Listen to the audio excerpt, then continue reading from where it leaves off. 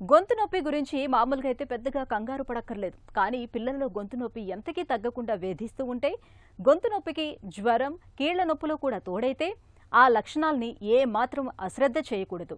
ఎందుకంటే వీటి వెనుక రుమాటిక్ హార్ట్ డిసీజ్ అనే ప్రమాదం పొంచి ఉండొచ్చు.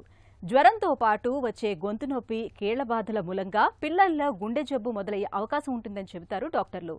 పసిగుండెను కబళించే రుమాటిక్ హార్ట్ డిసీజ్ గురించి ఇప్పుడు తెలుసుకుందాం.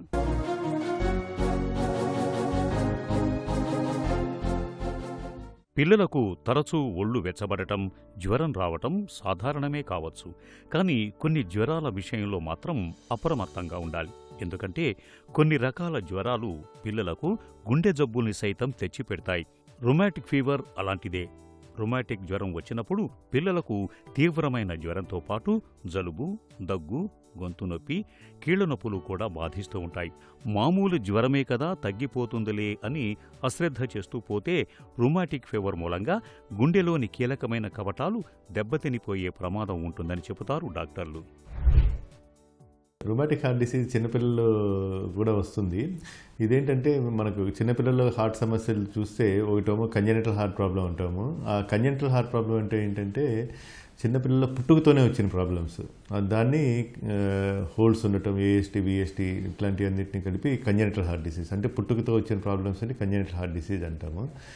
రెండో టైప్ ఆఫ్ ప్రాబ్లం ఏంటంటే acquired heart diseases. Acquired heart diseases అంటే పుట్టినప్పుడు బాగానే ఉంటుంది, హార్ట్ అంతా ఏం ప్రాబ్లం ఉండదు, కానీ పెరుగుతున్నప్పుడు కొన్ని ప్రాబ్లమ్స్ వస్తాయి హార్ట్కి.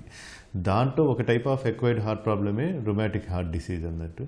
సో ఇది ఎందుకు వస్తుందంటే స్ట్రెప్టోకాకల్ ఇన్ఫెక్షన్ అనే బ్యాక్టీరియా ఇన్ఫెక్షన్ వల్ల వస్తుంది. పిల్లలకి మామూలుగా దగ్గు, జలుబు ఈ ఇన్ఫెక్షన్స్ వస్తూ ఉంటాయి కదా, ఆ టైప్లోనే ఈ స్ట్రెప్టోకాకస్ బ్యాక్టీరియా అనేది కామన్ బ్యాక్టీరియా. ఆ ఇన్ఫెక్షన్ వచ్చినప్పుడు థ్రోట్కి వస్తుంది, మెయిన్ ఇన్ఫెక్షన్ థ్రోట్కి వస్తుంది. ఆ థ్రోట్కి వచ్చినప్పుడు సోర్ థ్రోట్ పెయిన్ బాగా ఎక్కువ ఉంటుంది. దాంతోపాటు బాగా జ్వరం కూడా వస్తుంది. సో ఈ స్ట్రెప్టోకాకల్ ఇన్ఫెక్షన్ వల్ల వచ్చే సోర్ థ్రోట్, ఫీవర్ వచ్చిన తర్వాత బాడీ రియాక్ట్ అవుతుంది అన్నట్టు. సో మన బాడీలో ఇమ్యూన్ సిస్టమ్ ఉంటుంది కదా, ఈ ఇన్ఫెక్షన్స్ నుంచి మన బాడీని ప్రొటెక్ట్ చేసే ఇమ్యూన్ సిస్టమ్ ఉంటుంది.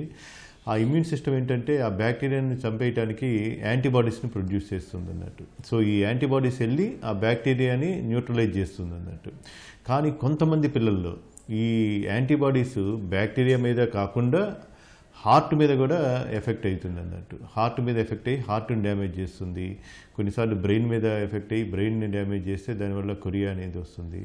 ఇంకొన్నిసార్లు జాయింట్స్ కూడా ఇన్వాల్వ్ అవుతూ ఉంటుంది అన్నట్టు. సో ఈ స్ట్రెప్టోకాకస్ వల్ల వచ్చే బాడీ రియాక్ట్ అవటం వల్ల వచ్చే డిసీజ్ అన్నిటిని కలిపి rheumatic fever and rheumatic disease అని అంటాం. సో ఈ రుమాటిక్ డిసీజ్లో మెయిన్ 3 సిస్టమ్స్ ఇన్వాల్వ్ అవుతాయండి. దాంట్లో most important, most complicated thing ఏంటంటే హార్ట్ ఇన్వాల్వ్ అవటం. సో ఈ యాంటీబాడీస్, మన ఇమ్యూన్ సిస్టమ్ ప్రొడ్యూస్ చేసిన యాంటీబాడీస్ మన హార్ట్లో వాల్వ్స్ ఉంటాయి. మన శరీరానికి సప్లై చేసే సర్క్యులేషన్లో 2 వాల్వ్స్ ఉంటాయి. ఒకటేమో మైట్రల్ వాల్వ్ అంటాము, కవాటం, తెలుగులో కవాటం అంటాము. రెండోది అయోటిక్ వాల్వ్ అంటాము, అంటే బాడీ ఆర్టరీకి వెళ్ళే మొదట్లో ఉంటుంది అయోటిక్ వాల్వ్. ఈ 2 వాల్వ్స్ ఇన్వాల్వ్ అవుతాయి. కామన్గా మైట్రల్ వాల్వ్ ఇన్వాల్వ్ అయింది, సెకండ్ కామన్గా అయోటిక్ వాల్వ్ ఇన్వాల్వ్ అయింది. ఈ వాల్వ్స్ ఇన్వాల్వ్ అవడం వల్ల వాల్వ్స్ డ్యామేజ్ అయిపోయి బ్లడ్ ముందుకు వెళ్ళకుండా వెనక్కి లీక్ అవుతూ ఉంటుంది అన్నట్టు. సో దానివల్ల హార్ట్ ఫెయిల్యూర్ రావటం జరుగుతూ ఉంటుంది. దానివల్ల పిల్లలకి బ్రీతింగ్ ప్రాబ్లం రావటం, ఆయాస పట్టడము, ఛాతీ నొప్పి రావటము, ఇంకొకటి నీరసంగా అయిపోయి యాక్టివిటీ లెవెల్స్ తగ్గిపోవటము, బాడీ అంతా వాపు రావటము, ఇవన్నీ జరుగుతూ ఉంటుంది ఈ హార్ట్ ఫెయిల్యూర్ సిమ్టమ్స్ అన్నట్టు. దాంతోపాటు జాయింట్స్ కూడా ఇన్వాల్వ్ అవుతూ ఉంటాయి.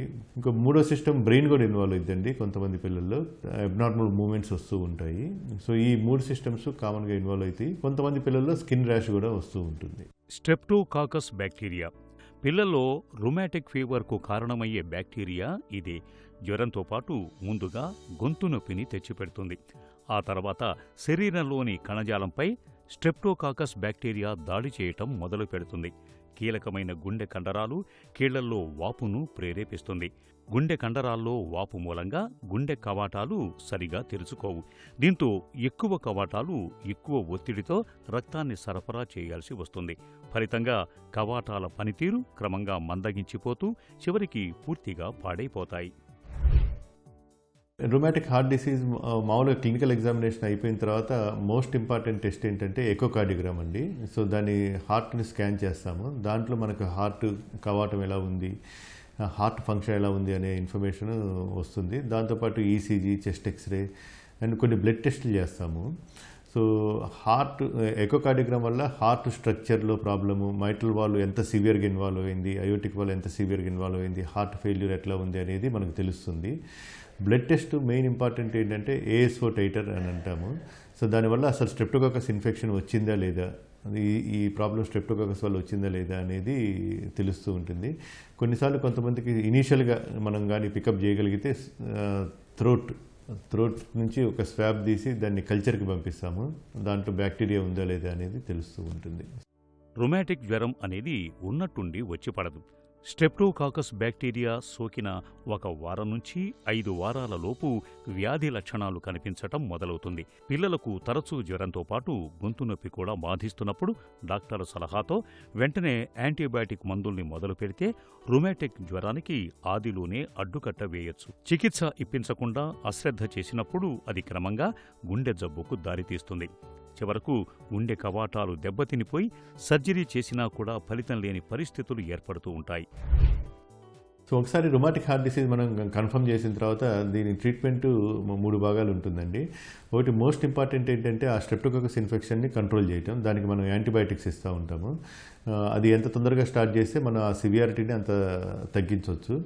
రెండోది ఏంటంటే ఈ యాంటీబాడీస్ మన హార్ట్ని డ్యామేజ్ చేస్తూ ఉంటుంది కదా, ఆ ఇన్ఫ్లమేషన్ని తగ్గించడం ఇంపార్టెంట్. దానికి మనం స్టెరాయిడ్స్ అండ్ హైడోస్ యాస్పిరిన్ అనే మందులు వాడతాము ఆ ఇన్ఫ్లమేషన్ తగ్గించడానికి. మూడో ట్రీట్మెంట్ ఏంటంటే హార్ట్ ఫెయిల్యూర్ని తగ్గించడానికి మందులు వాడతాము. దానికి డయూరిటిక్స్ అంటే యూరిన్ ఎక్కువ వెళ్ళి బాడీలోని నీరునన్ని తగ్గించడానికి, అండ్ హార్ట్ ఫంక్షన్ ఇంప్రూవ్ అవడానికి కూడా కొన్ని రకాల మందులు వాడతాము. ఈ రకంగా మనం మందులు ఇస్తాము. ఇంకోటి మెయిన్ ఇంపార్టెంట్ ఏంటంటే ఎవరికైతే ఈ రుమాటిక్ హార్ట్ డిసీజ్ వస్తుందో వాళ్ళకి ఫ్యూచర్లో మళ్ళీ స్ట్రెప్టోకాకల్ ఇన్ఫెక్షన్ కానీ వస్తే మళ్ళీ హార్ట్ ఇన్వాల్వ్ అయ్యి అప్పటికున్న హార్ట్ ప్రాబ్లం ఇంకా ఎక్కువ అయ్యే ఛాన్స్ ఉంటుంది. సో అది రాకుండా ఉండటానికి పెన్సిలిన్ ప్రొఫైలాక్సిస్ అని ఇస్తామండి. Penicillin injection every 3 to 4 weeks ఇస్తాము. ఆ penicillin injection every 3 to 4 weeks ఇవ్వటం వల్ల దాని యాక్షన్ 3 to 4 weeks ఉంటుంది. ఆ టైంలో స్ట్రెప్టోకాకస్ బ్యాక్టీరియా బాడీలోకి ఎంటర్ అవ్వకుండా అది ఆపుతుంది అన్నట్టు. సో ఈ విధంగా మనం రుమాటిక్ హార్ట్ డిసీజ్ని ట్రీట్ చేస్తాం. పుట్టుకతోటి వచ్చే గుండె జబ్బుల విషయంలో మనం పెద్దగా చేయటానికి ఏమీ లేకపోవచ్చు. కానీ రుమాటిక్ జ్వరాల విషయంలో కాస్తంత అప్రమత్తంగా ఉండి సకాలంలో తగిన చికిత్స ఇప్పించగలిగితే ప్రమాదకరమైన గుండె జబ్బు బారి నుంచి పిల్లల్ని రక్షించవచ్చు. పిల్లల్లో జ్వరంతో పాటు జలుబు, గొంతు నొప్పి, కీళ్లల్లో తీవ్రమైన నొప్పులు ఉంటున్నప్పుడు వెంటనే డాక్టర్ని సంప్రదించి అది రుమాటిక్ ఫీవరా కాదా అన్న విషయాన్ని నిర్ధారించుకోవాలి. ఒకవేళ అది రుమాటిక్ జ్వరమే అయితే డాక్టర్ సలహా మేరకు యాంటీబయాటిక్ మందుల్ని వాడాలి. ఈ ఒక్క జాగ్రత్త పిల్లల్ని రుమాటిక్ గుండె జబ్బు బారి నుంచి కాపాడుతుంది.